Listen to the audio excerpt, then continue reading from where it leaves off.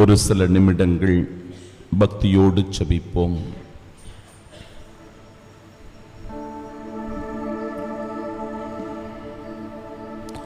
அறுவடையோ மிகுதி, வேலையாள்களோ குறைவு. தாயும் தந்தையுமான இறைவா, ஆன்மாக்களை மீட்டெடுக்கின்ற இந்த உன்னதமான இறைப்பணியில் உம்முடைய ஆசீர்வாதத்தை உணர முடிகிறது. உமது வல்லமை வழிநடத்துவதை உணர்ந்து கொள்ள முடிகிறது. உமது மேன்மை எங்களோடு இருப்பதை நாங்கள் அனுபவிக்க முடிகிறது. உமது புனிதத்தை, மதிப்பீடுகளை எடுத்துச் சொல்லக்கூடிய கருவியாய் இறை ஊழியர்களை பயன்படுத்துகிறீர் என்பதை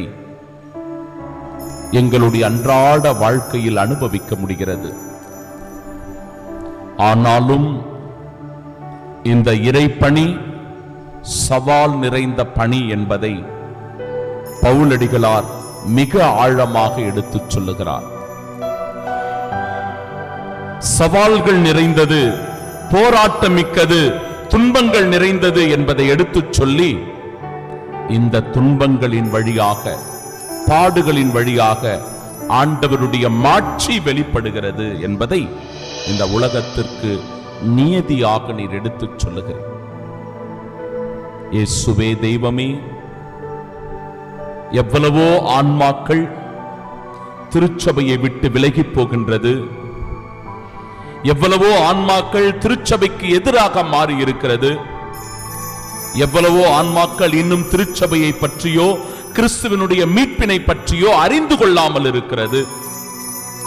இப்படிப்பட்ட எல்லா மந்தைகளையும் கூட்டிச் சேர்க்கக்கூடிய ஒரு மேன்மையான நற்செய்தி பணி தொடர்ந்து இந்த உலகத்தில் நடைபெற்றுக் கொண்டிருக்க, இறை ஆட்சியினுடைய மதிப்பீடுகள் இந்த உலகத்திலே விதைக்கப்பட்டுக் கொண்டிருக்க,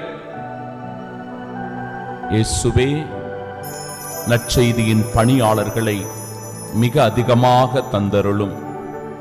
அவர்களின் அந்த ஆன்மாக்களை மீட்டெடுக்கும் பணியை தொடர்ந்து ஆசீர்வதித்தருளும்.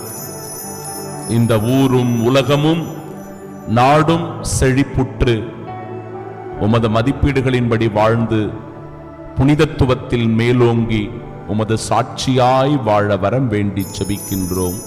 ஆமென்.